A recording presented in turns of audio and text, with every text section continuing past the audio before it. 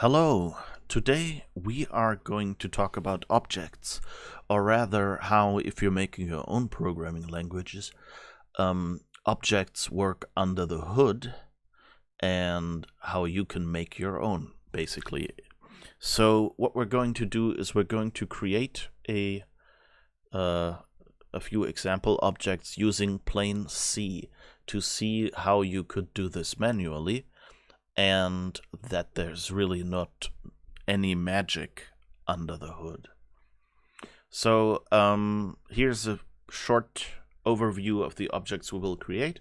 First, every object will be like this.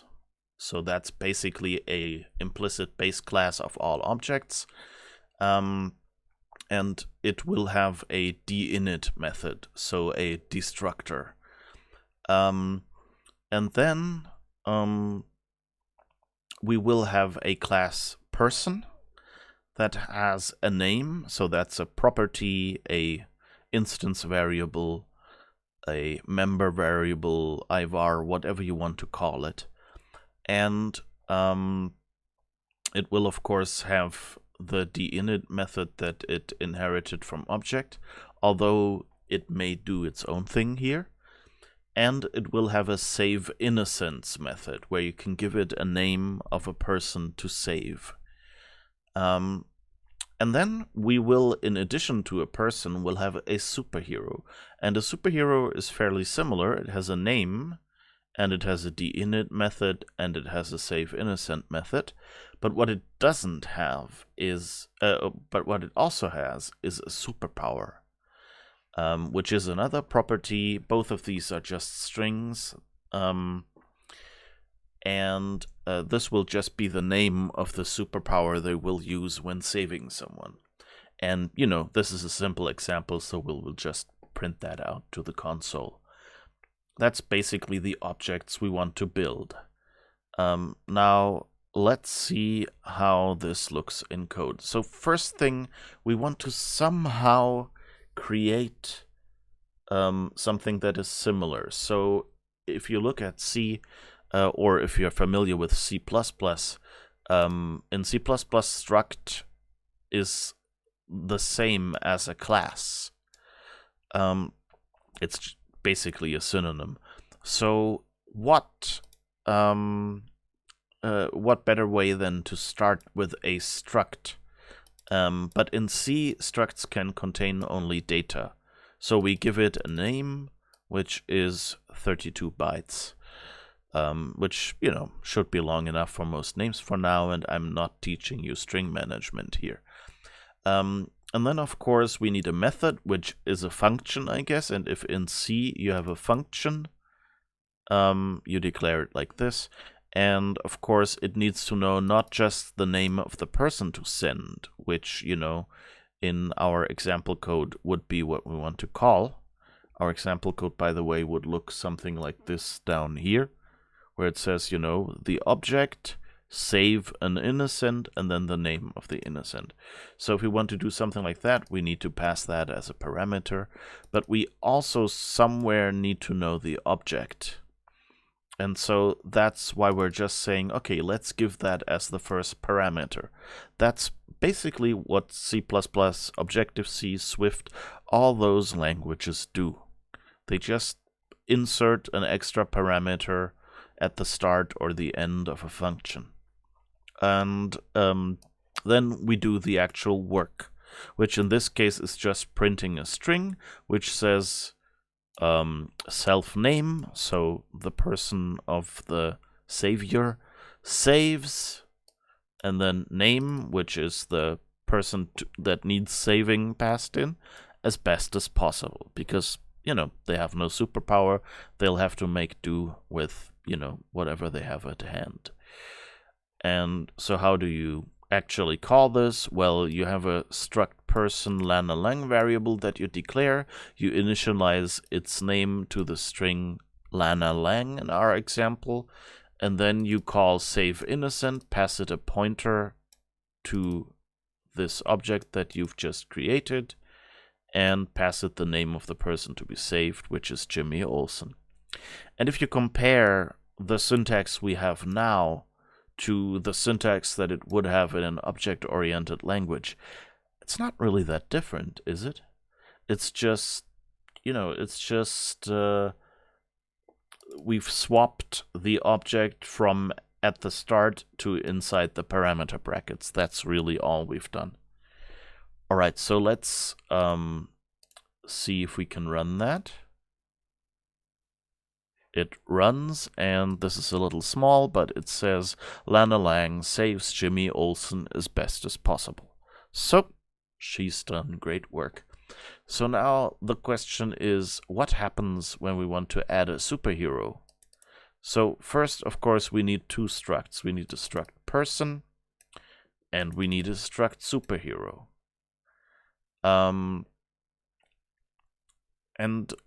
Here it already gets problematic, because what do we do with the method? We cannot attach it to the object in any way.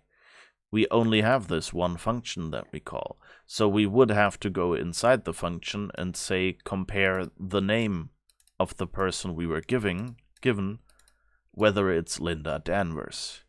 And then say, okay, this is probably a superhero, typecast self to superhero, super self, and then we could say Linda Danvers saves Jimmy Olsen or whoever using her superpower that we're querying back here. You can't see that at the moment. Let me just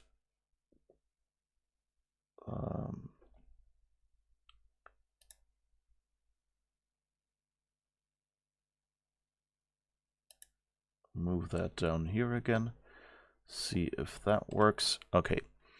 So yeah. So you read the superpower here, and that's it. Or in any other case where it's not a superhero, you will say self-name. But that's not really how object-oriented programming works, right? So you usually have a completely separate function for each of these.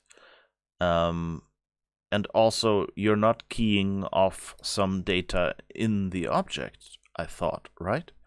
We're not usually doing string comparisons or anything. We're not giving a object-oriented language something.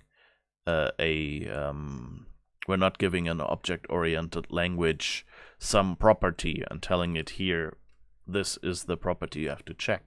Also, this is a bit of dubious C, because if we passed a superhero in here as a person, we would have to typecast it, and this feels bad. This assumes that it's a person, but it's really a superhero. Now, in a moment, we will learn why this code will actually work.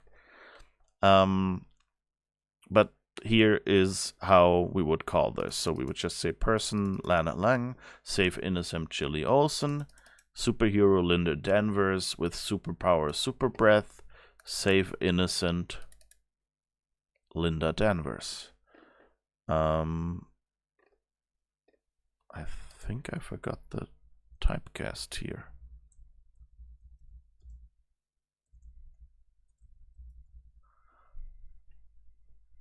But anyway, so if we run this, we actually don't see the second case. Oh, right, because I forgot to switch the project. Ha! All right. So running this, and it says Lana Lang saves Jimmy Olsen as best as possible, and Linda Danvers saves Perry White using super breath. So you see, this actually works. But this is not really what we want for an object-oriented language, because we want all subclasses to be independent from their base classes.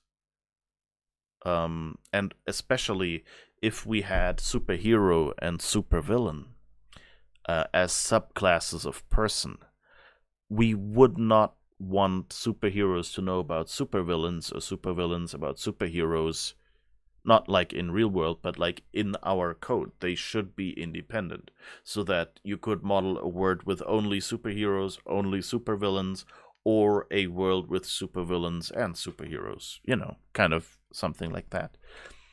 And so how does a real programming language does that? Well, let's go back to our drawing here. So one neat trick that is useful to know is that in C, this is actually a little early. So in C, actually, the order of elements in a data structure is important. Let's show it.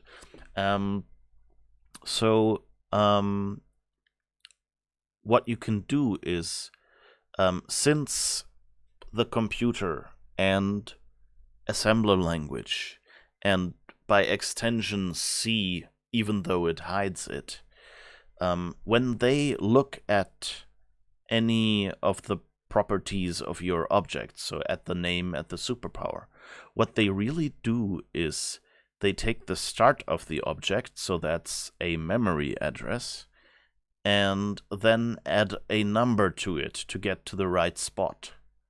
So, for example, the name is at offset 0 from the start of the object.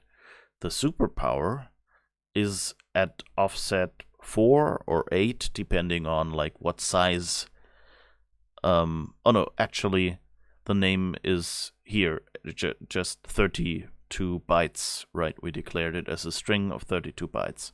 So, you know, like, so at offset 32 would be the superpower. So that means if we create a person, the name is at offset 0. If we create a superhero, the name is at offset 0.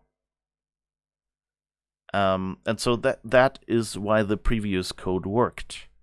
If you look here again, the first element is the name of the person or the superhero, and the language C guarantees that this goes first in the data structure.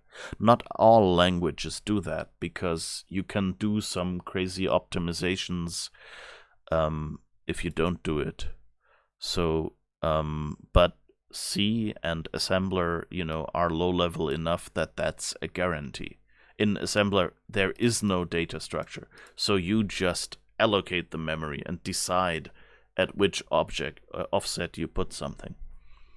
And anyway, so in this case, these are in the same spot, and that's why this works, because person is a prefix of superhero. And we can take advantage of that to put other things in an object at expected positions. And so one thing that we could do is just insert something at the start of each object. So for example, if you wanted to call a different method on both objects, what you could do is you could use a function pointer. So you could write, you know, like void save innocent,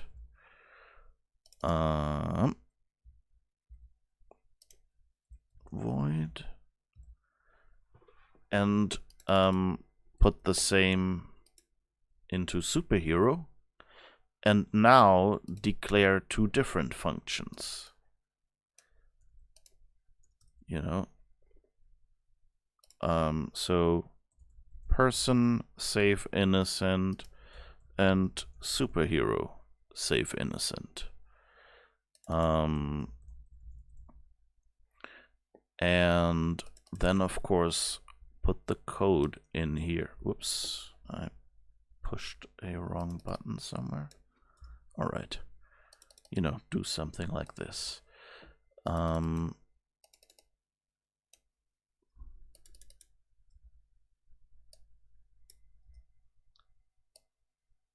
And suddenly, this already looks a lot more than what we had before. So we can just say, wait, it's not void, of course, it would be person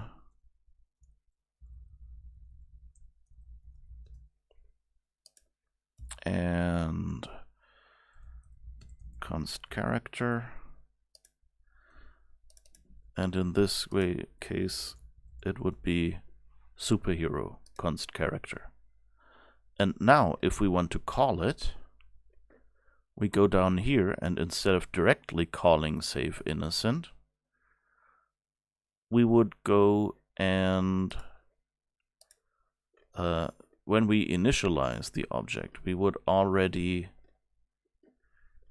give it person save innocent. No, wait, that's in the wrong spot. All right, so we put that in here as well. And same here, just that it's superhero, so for Linda Danvers. And now we say, okay, to save someone as Lana Lang, we just say Lana Lang save innocent, pass it the Lana Lang function, because, you know, it still doesn't know. It just, we looked up this function in Lana Lang, but there's no pointer back. So we just pass it in here. And the same here. We do Linda Danvers, and we don't even need to typecast anymore. Okay, totally makes sense. And now let's hope that doesn't blow up in my face. Yeah, and you see, it says Lana Lang saves Jimmy Olsen as best as possible. Linda Danvers saves Perry White using super breath. So that actually works. And the fun thing is, since they have the same prefix, I could typecast any struct superhero into a struct person pointer, and then pass that pointer. So let's just do it. Struct person Linda equals a pointer to Linda Danvers, and then we do Linda and here as well. Who do we save next? I don't know. And of course we need to typecast to shut up C, because of course C tries to help us here, but we're actually doing stuff that you would usually do at the assembler level. So if we run this, you see it says Linda Danvers saves Clark Kent using super breath. So that totally works as well. The third case, since the prefix is the same, we can use a person anywhere where we can use a superhero, anywhere where we can use a person. And the distinction is between these functions, which could be in two completely different files. And all these files have to agree on is the layout of the shared prefix. So that seems at first like a, you know, that's a good start. But it seems a bit wasteful because, you know, every person carries around a pointer to person save innocent. And every superhero carries around a pointer to superhero save innocent. Just for the case that someone, for once, wants to, you know, call one through a pointer to the other. But really, all the superheroes have the same pointer, and all the persons have the same pointer. So there seems to be, you know, opportunity to optimize this a little bit. Especially, you know, if you plan to have lots of methods, like this one, that's just one pointer. That's, you know, 8 bytes or something on a 64-bit system. But if you have 15 functions in here, you would have 15 times the same data in every object. It would get a lot larger. So what we can do is we can extract that out. And that's what a vtable, a virtual function table, is. And we just insert this at the start of each object. And then we create a, this points to another data structure with all the function pointers in it. So for an object, which we left out the object for now, because it wasn't really needed, you know, we only did these two cases here. But so what you would do is you would do vtable, and then you would put person save innocence and person dinit in there. And you can do the same for superhero. You can even say, you know, superhero dinit doesn't really need to do anything different from when a person gets, you know, is no longer used. So you can use person dinit in this slot of the superhero vtable, and just have a different person save innocence and superhero save innocence. And that's something we will do now. So we will go here and define this stuff a little new. So we will have a struct object and we will have a struct person for now. And we will define a data structure object vtable. So that's the virtual function table. And the first entry in here will be a dinit function that takes an object. And then we will declare the base class object, and its first and only property is a pointer to this vtable. And then we will declare one single global vtable. And that's what the compiler would do for you it does for you when you use an object-oriented language. When you say declare an object, it sneakily inserts that vtable at the start, and if it has no base class, and it will declare a data structure object vtable with the dinit method in it, and it will declare a variable with the one table that everyone will share, which has object dinit in it. And then we do the same for a person. So a person vtable, again, starts with an object vtable, because remember, objects and persons need to be exchangeable. So you need to be able to just grab any person and typecast it to an object, and then if someone follows the vtable pointer, they should get something that looks like an object vtable, because that's what they expect.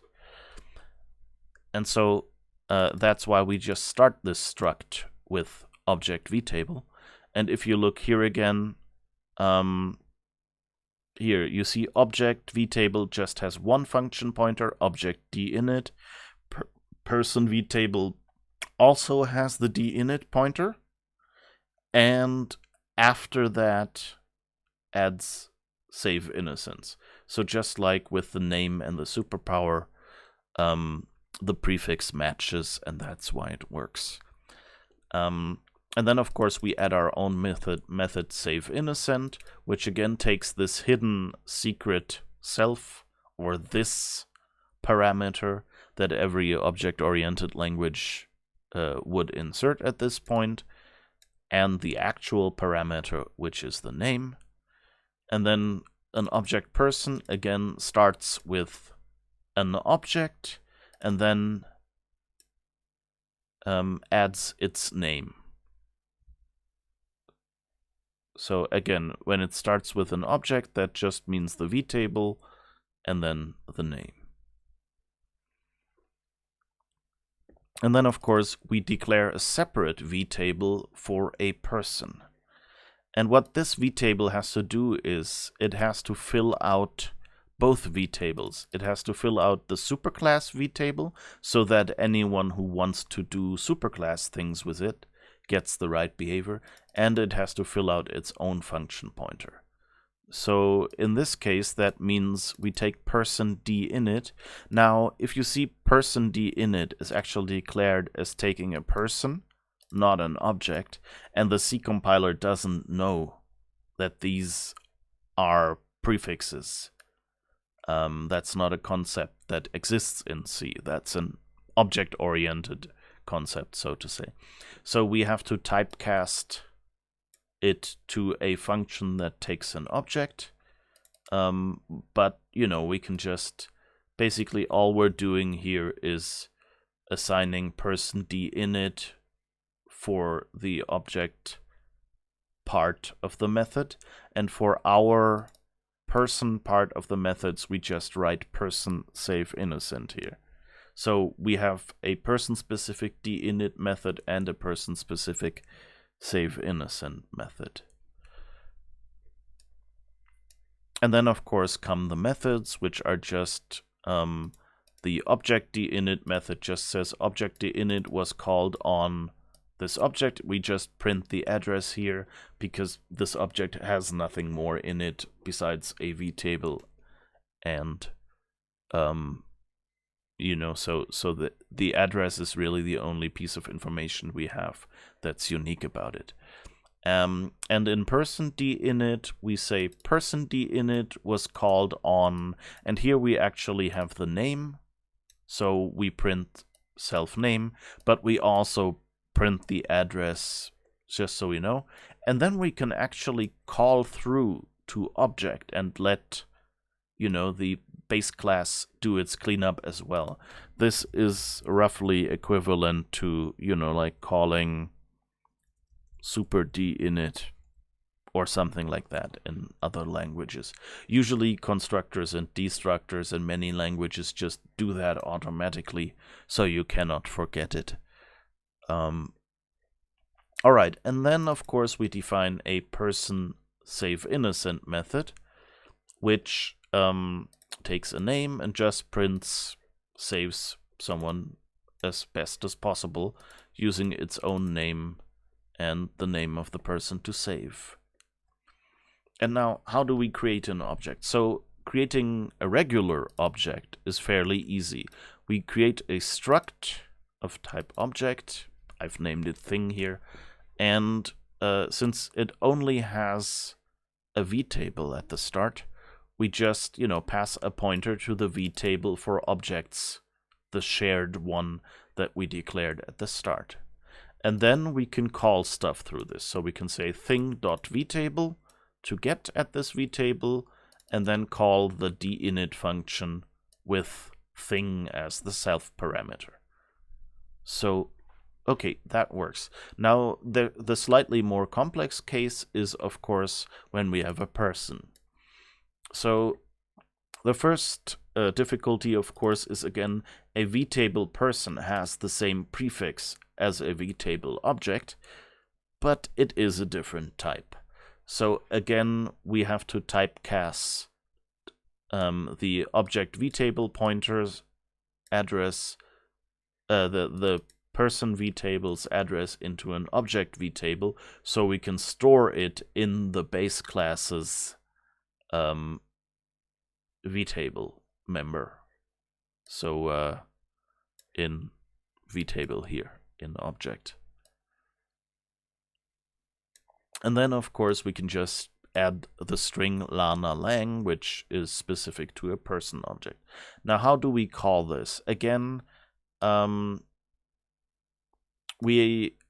since the base class's vtable variable has been declared as an object vtable, we need to typecast here. We have to say person vtable lana lang object vtable to get the current pointer back out, which is the vtable person we just put in, and then we can call save innocent on it, passing it the self pointer and the name of the person to save. It's a little easier, of course, if we're calling dinit, because object vtable again, it says object here because that's where all the variables we inherit from the base class are in. And just call dinit on it.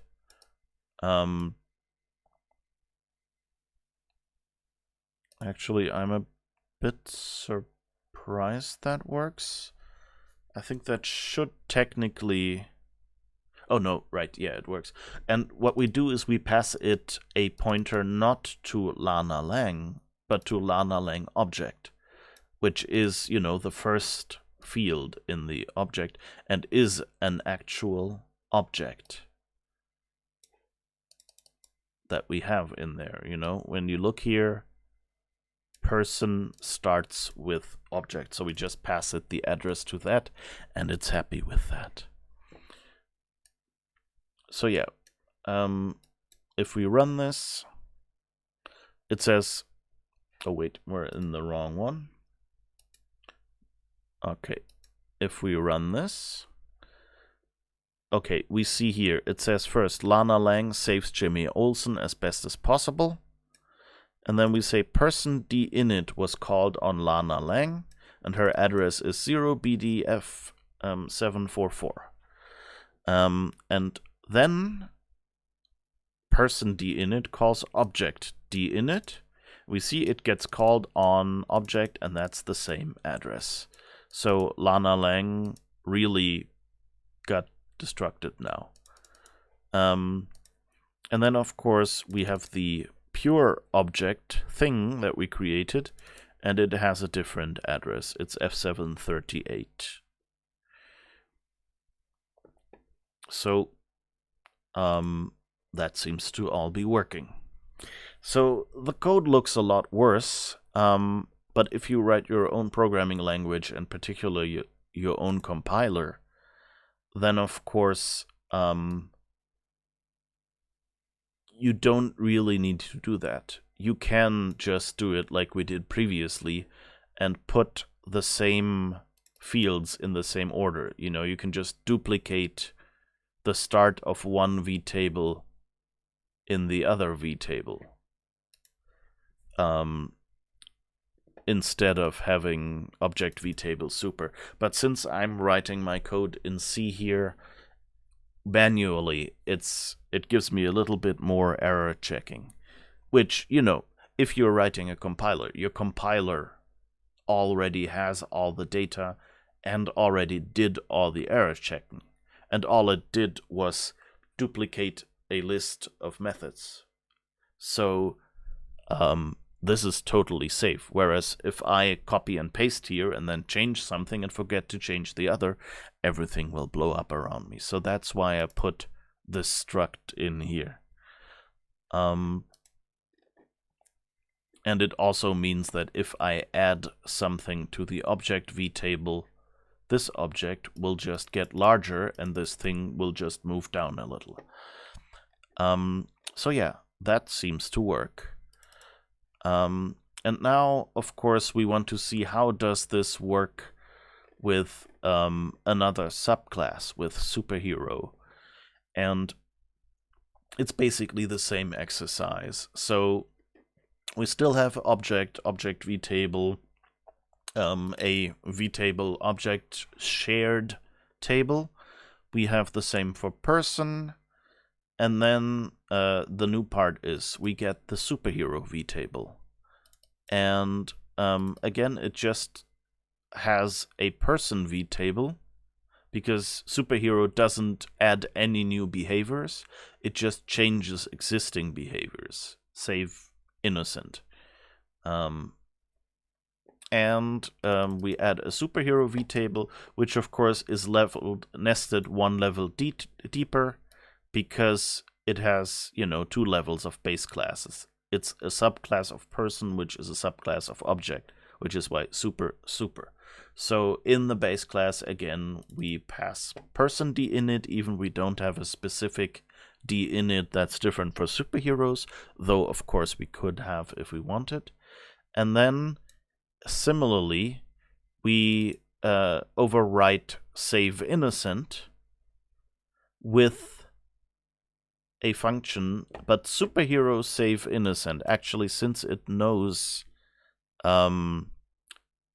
that it will be only called on a superhero, I typed it as superhero self. And so, of course, that means I need to typecast it here again, because in the v table, of course, it's only declared as a person. But I still just pass superhero save innocent in there, and there are no methods specific to only superhero, so this is why we just have a second close bracket here. Yeah, so, and of course, superhero itself, it starts as a person, and it adds a second string for the superpower. So as a reminder, this is how this looks in RAM. We have the vtable, we have the name, and in a superhero, we have the vtable, the name, and the superpower. There is no save innocence in between here, because that's all in the vtable. So here, you see, we have superhero save innocence versus person save innocence. But the layout of a superhero vtable is the same as that of a person vtable.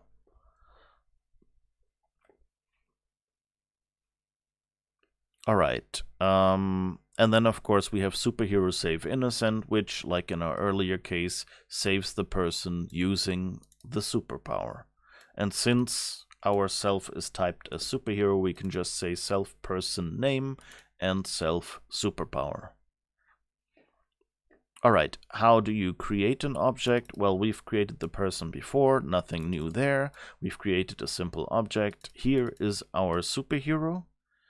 And what we do here is we created, again, we typecast our vtable superhero in the base class object to object vtable.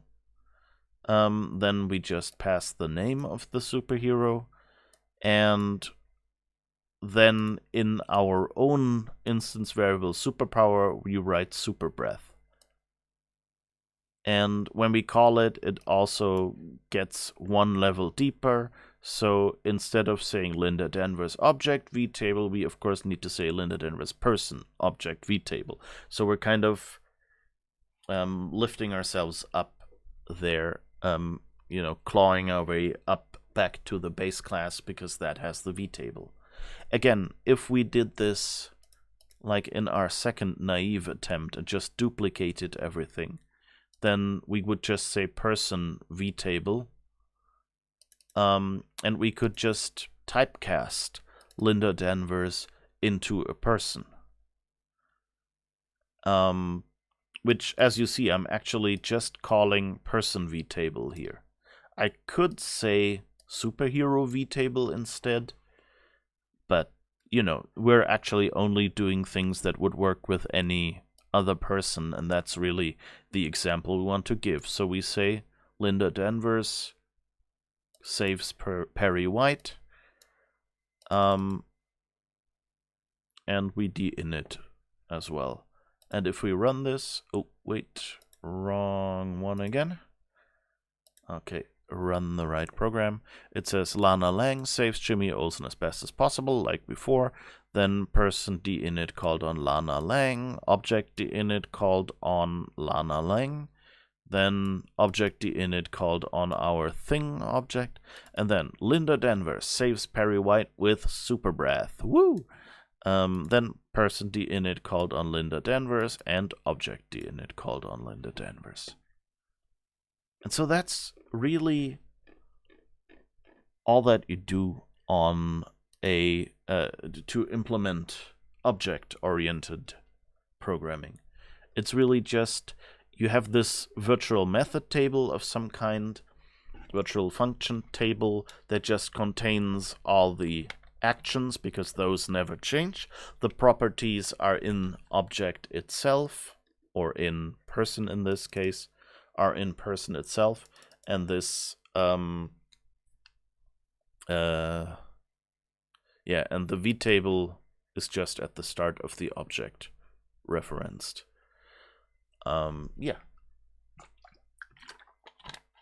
So now some of you might be curious. I've heard in some programming languages that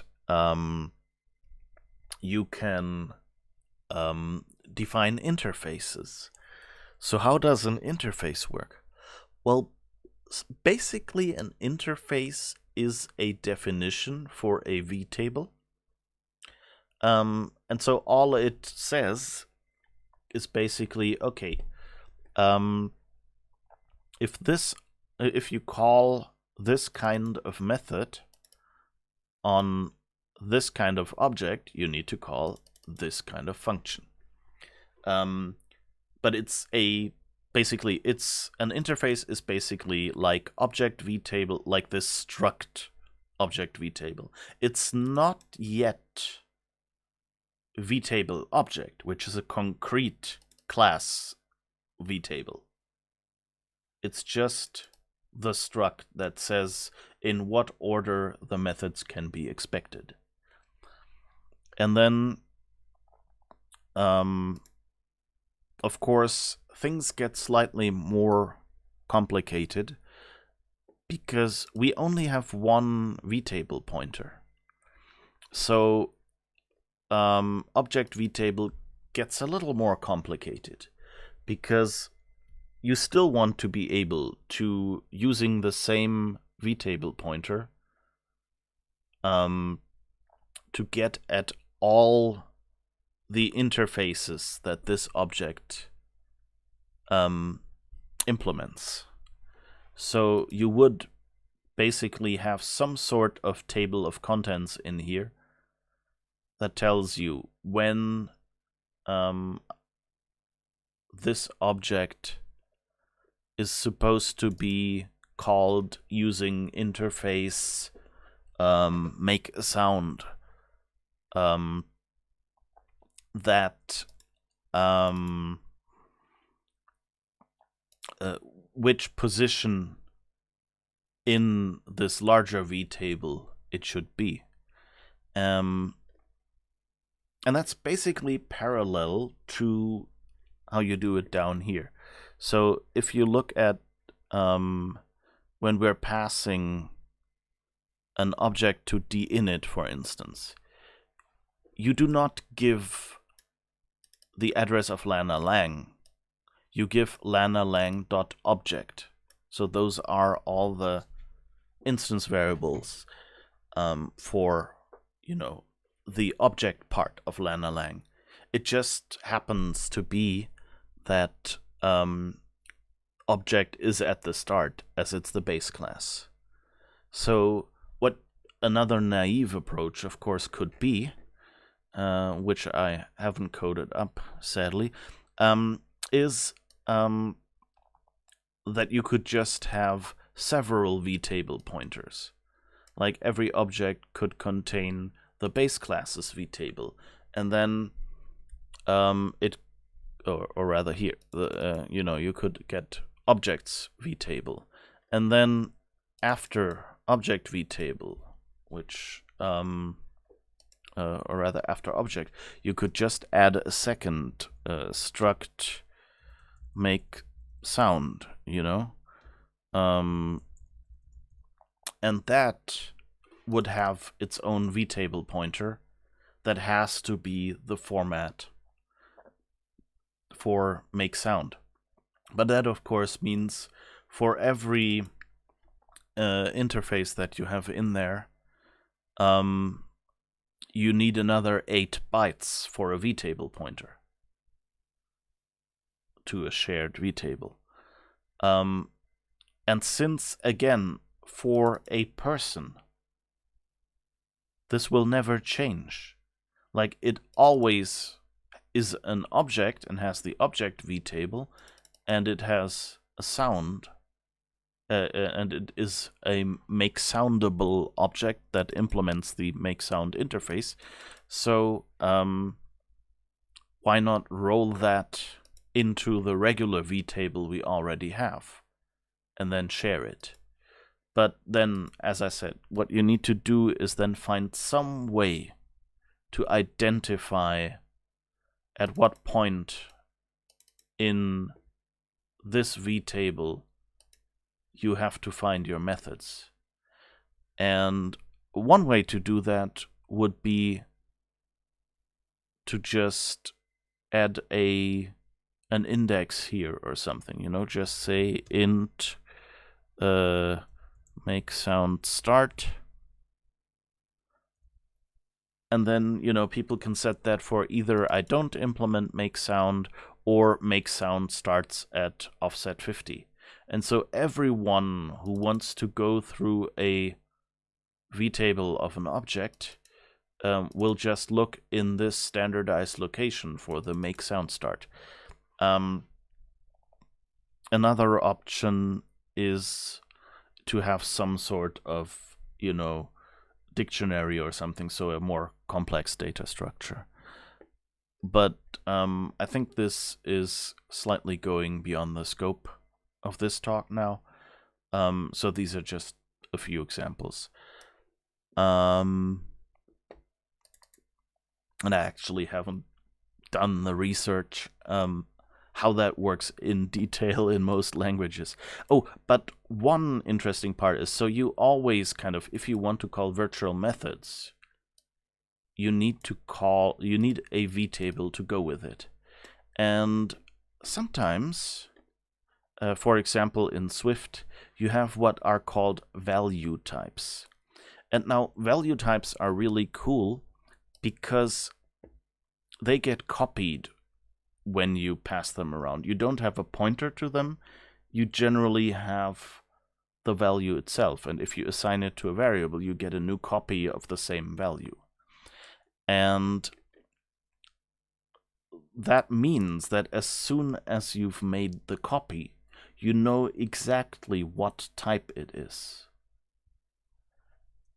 And that in turn means you don't need a vtable, really. You don't have one for these types, because as you compile, you already know, wherever you use them, what type they are. Like, you cannot pass a superhero by value into a person variable, because it's simply not large enough, so you won't get the copy.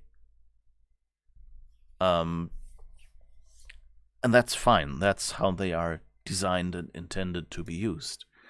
But that also means you do not need a vtable. You just need the fields to be in the same structure, and then you can hard code it like we did here. You could just say save innocent Lana Lang Jimmy Olsen, you know, just use a regular free floating function. You would just call, you know, like person save innocent. Have that prefix in there, so the name is unique with all the other save innocents of any subclasses of your value type. But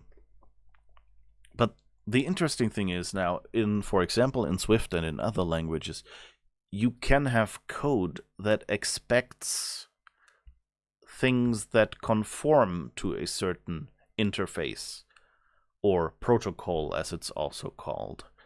So again, you know, just a vtable declaration, the type is an interface or a protocol. So how does this code stay able to deal with both, you know, different value types that it's given? Like if it's templated code or something. Well, what you do is you generate a vtable, but instead of sticking it on the value type, which, you know, doesn't have one, you just take the point at which you lose the information. So like, you have a pointer to a superhero, and you have a function that takes a person-like.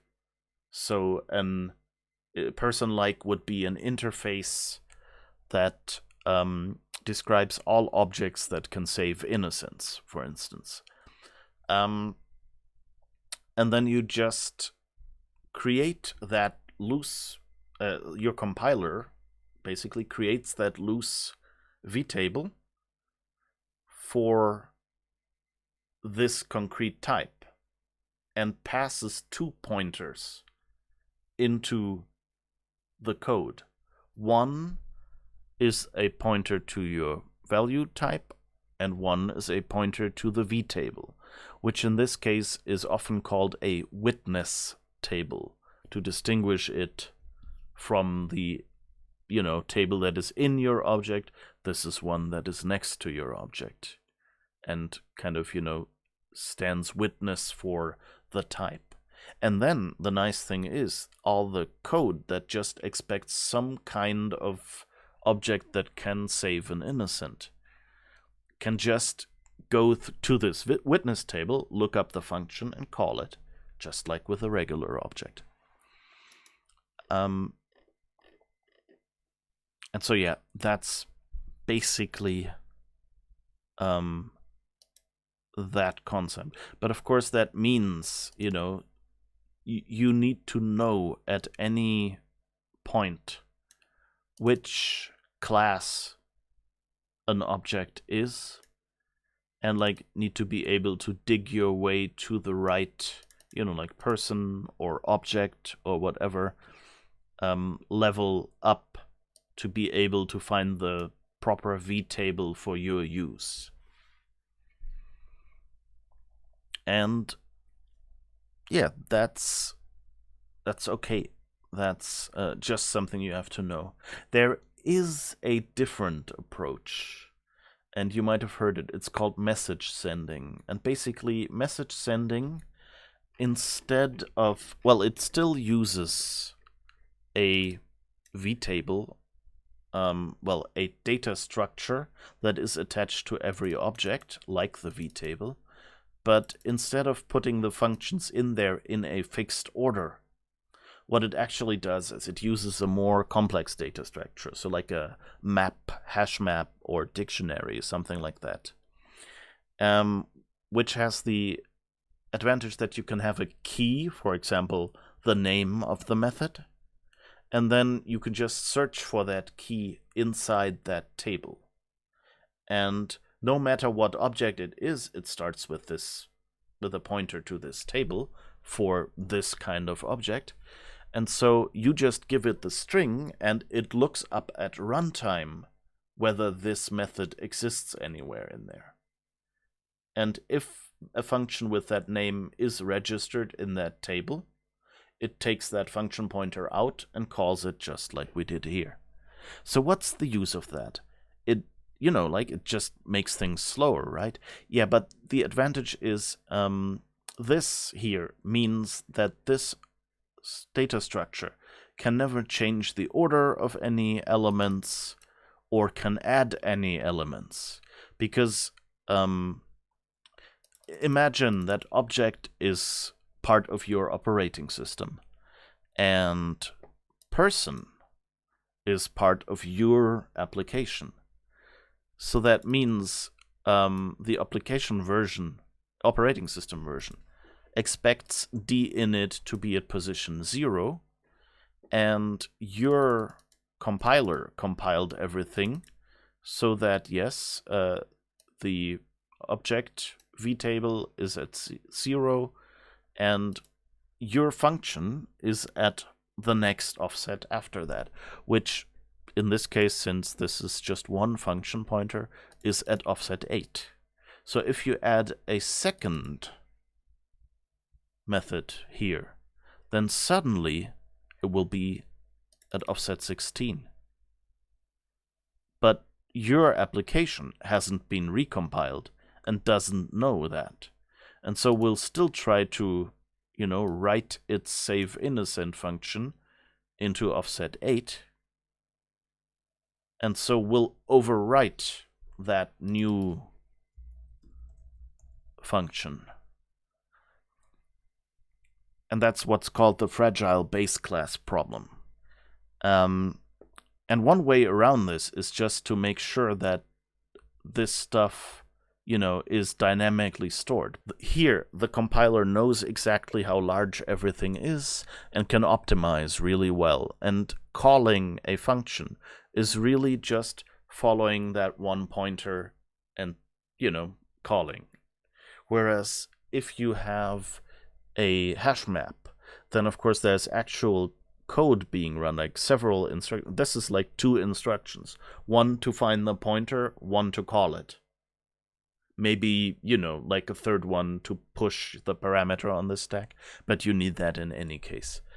But in the case where you have the hash table, of course, it means it will first, run an actual loop.